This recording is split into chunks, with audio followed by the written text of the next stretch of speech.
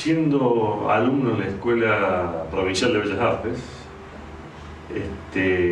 siempre nos hablaban a algunos profesores de este pintor, que era algo así como el artista, pintor, dibujante de Córdoba. Así que un poco por esas cuestiones de curiosidad queríamos conocer el taller de Horacio Álvarez.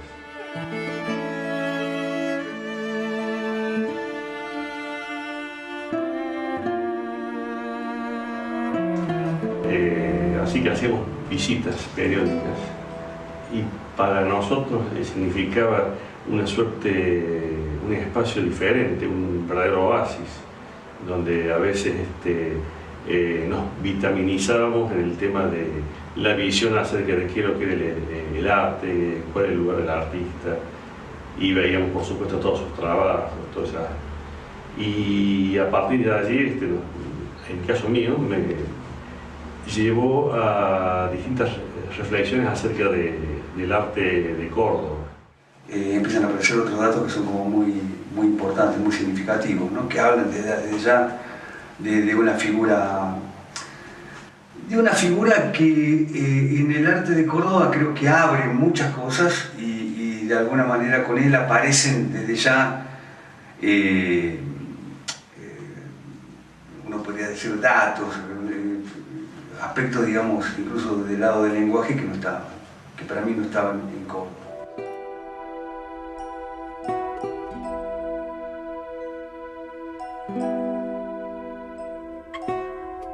A partir de un cuadro que es un cuadro representativo, ¿no es cierto? Es un cuadro que yo diría que casi es una bisagra del arte cordobés, que es La Barranca de Horacio Álvarez, con una paleta que luego, digamos, preguntando, curioseando un poco, tenía su explicación. Córdoba era un pozo rodeado de barrancas, esa Córdoba doctoral, monacal, si se quiere, y las barrancas eran un paisaje desconocido. De alguna manera, yo creo que tanto Farina como Horacio Álvarez, un poco el disparador de su obra fue ese escenario otro, que en Córdoba hasta ahora era como que muchos no se habían ocupado, porque Córdoba, digamos, predominaba, si se quiere, el paisaje impresionista o el impresionismo tardío, pintoresquista, como por ejemplo la obra de Malanca, Perón, etc. Y estos artistas que a su vez tenían conciencia social, compromiso, sentían, digamos, la necesidad de la sociedad en la que ellos vivían, pusieron la mirada en ese territorio un tanto marginal que era las barrancas. Yo creo que él pone, digamos, su visión, digamos, en el hombre, en el tipo del lugar, casi, digamos, al punto de tipificarlo, ¿no? Esto me parece que aparece como un tema en la pintura de Córdoba, así ya lleno, temas que eran como muy laterales, digamos, en los pintores anteriores. Aparece como el personaje pintado, digamos, en la fachada de algún edificio o del paisaje, como forma de paisaje compuesto. Y que en este caso, digamos, ya, digamos, en el caso de Álvarez aparece ya prácticamente como el verdadero tema de la obra, ¿no?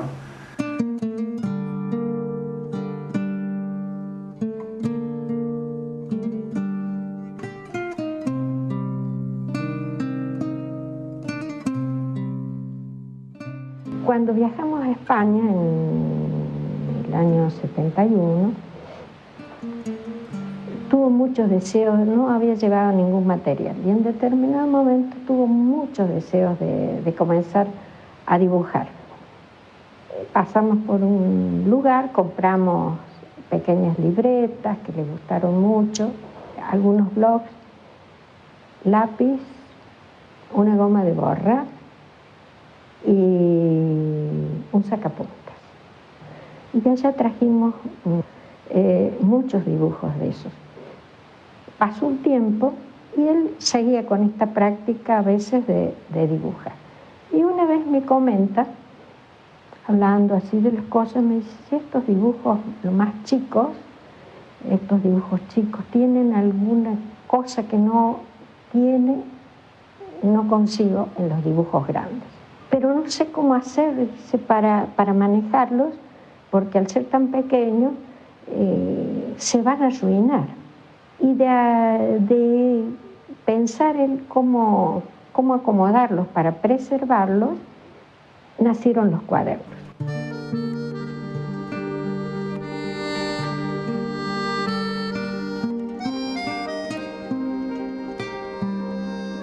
Creo que es importante el tema que él elige el dibujo, la obra sobre papel, o sea, el donde él cuenta su historia sea el papel. Porque el pintor muchas veces cuando está frente a una tela o a un gran bastidor, tiene una actitud un tanto solemne, es decir, se pone al frente y dice, voy a hacer un cuadro, voy a hacer una obra, con toda una carga de responsabilidad. En cambio, a veces la anotación en el papel le permite una condición que tiene que tener la obra, de indagar o pensar con gran irresponsabilidad. Eso es lo que le va a dar, digamos, un candor, una magia a la obra. Que yo creo que, digamos, la elección del papel de oración es una elección inocente.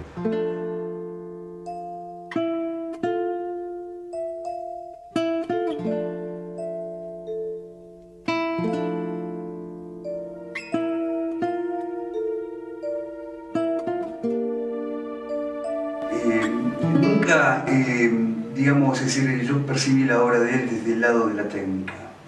Digamos, bueno, no podría decir que Álvarez haya sido un dibujante.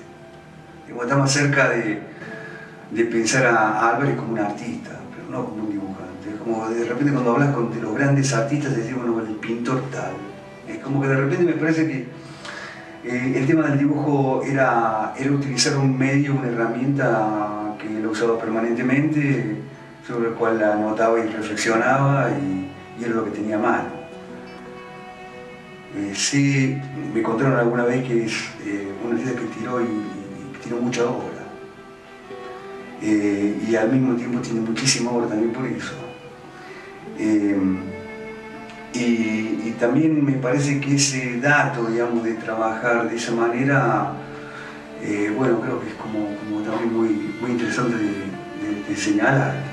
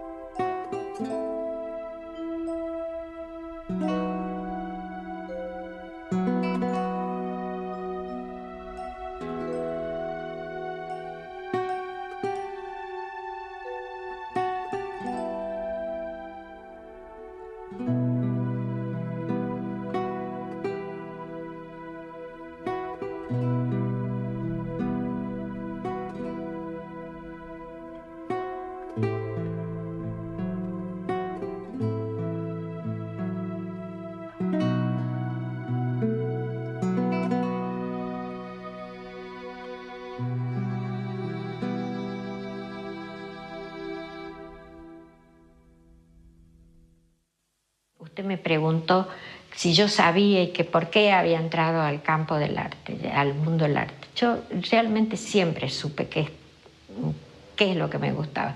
Pero los padres en ese entonces no entendían que pudiera ser un medio de subsistencia. Traté de complacer a los padres, seguí estudiando odontología 1 año más o 2 años más, y me inscribí luego en la Escuela de Bellas Artes a la noche y hacía una doble vida. A la mañana, durante el día, iba a odontología y a la noche a la Escuela de Bellas Artes. Bueno, ahí se abrió un panorama distinto para mí, fueron pasando los años y ahí lo conocí a Horacio. Transcurrieron 5 años, 3 años de amistad, 2 años de noviazgo y luego 30 años de matrimonio. O sea, 35 años me regaló la vida.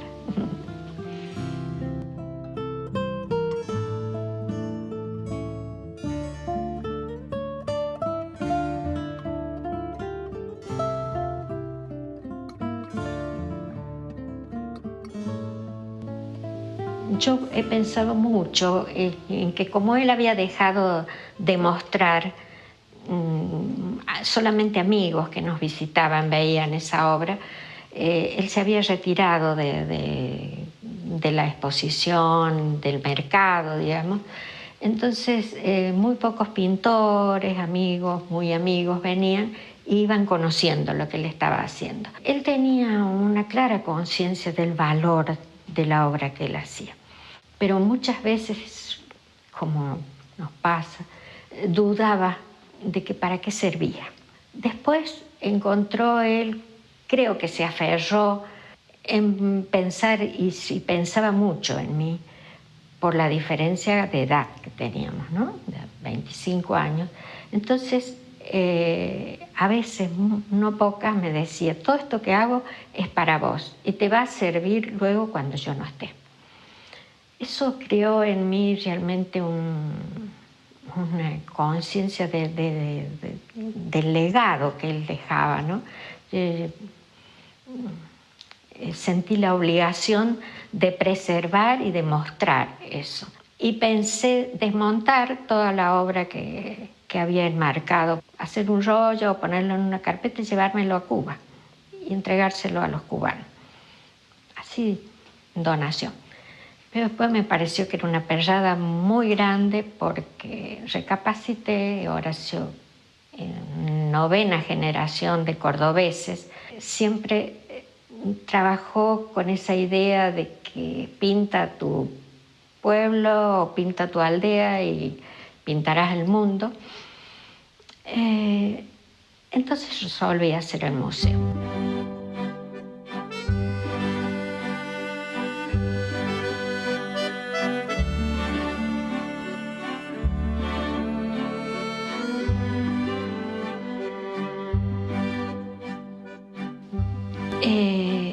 Carlos Matías Funes, que le pareció muy buena la idea, me sugirió que no lo hiciera acá en esta casa.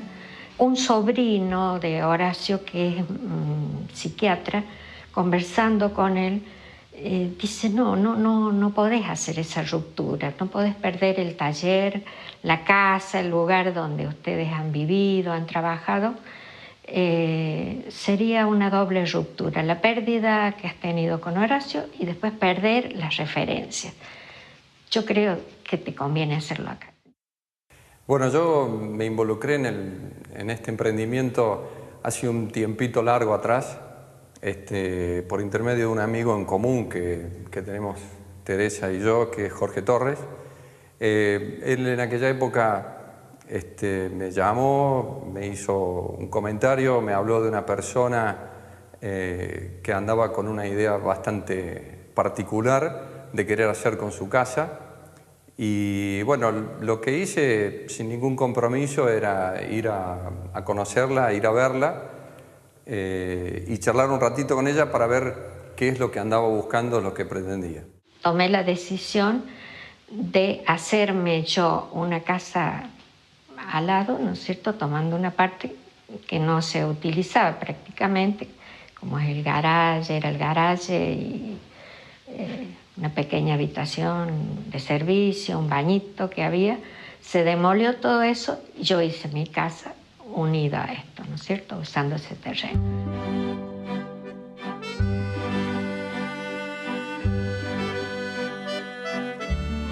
En el caso de la obra propiamente dicha, la particularidad que tenía era que Teresa estaba viviendo en esta casa.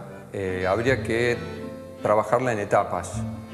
La primera de ellas era trabajar en una vivienda para que Teresa, una vez que esté terminada, se pudiera mudar, y una vez que esté instalada y viviendo en esa nueva vivienda, poder trabajar en el museo propiamente dicho. Tratamos de conservar en todo lo posible características de la casa sin que fueran las habitaciones, se conservaran las habitaciones tal cual era, y él hizo un recorrido posible y se hizo la modificación. Se conservan las molduras tal cual como era la casa, o se conservaron los ambientes que se adecuaron por intermedio de vínculos de vanos, o por ejemplo el tema del piso. Fueron elementos que hemos decidido dejarlos con Teresa por una cuestión de respeto del pasado y del tiempo presente en esta casa. Y yo no tenía en claro y pensaba este sitio, que es el taller, introducirlo formando parte del museo y dejar solamente un pequeño rincón. Me aconsejaron que no, que conservara esto porque ellos tenían una visión como distinta a la mía, digamos, en el sentido de que formaba parte de toda una historia. Y él fue el que ideó ese cerramiento, ¿no es cierto?, ese blindex, para cuando viniera mucha gente, esto estuviera preservado. Pero en general me encuentro con que a la gente le interesa tanto lo que hay allá cuanto lo que hay acá, entonces permanece abierto y no hay ningún problema. En el aspecto exterior también se buscó una coherencia, manejando molduras de las mismas alturas, terminaciones en los revestimientos con los mismos materiales, la parquización es prácticamente la misma. Hemos tratado en ese sentido de también respetarla, cosa que se siga viendo como era antes, pero lo que ha cambiado un poco es su interior, su recorrido. Cuando conformamos con el arquitecto el plano, ¿no es cierto?, los planos de reformulación, viendo los distintos espacios que se iban generando, yo, al conocer tanto la obra de Horacio, yo tuve mucha claridad de dónde iba a estar cada cosa, cómo la iba a distribuir. O sea que entre el sueño y la realidad fue muy próximo, digamos, ¿no? Nosotros cambiamos de lugar algunas aberturas, cerramos la mayoría de ellas, pero la entrada principal de la casa la hemos cambiado, tratando de generar un recorrido que termina con ese espacio íntimo de Horacio Álvarez, pasando por toda la casa, en donde es como llegar al corazón del museo, pero atravesando primero por todos esos espacios.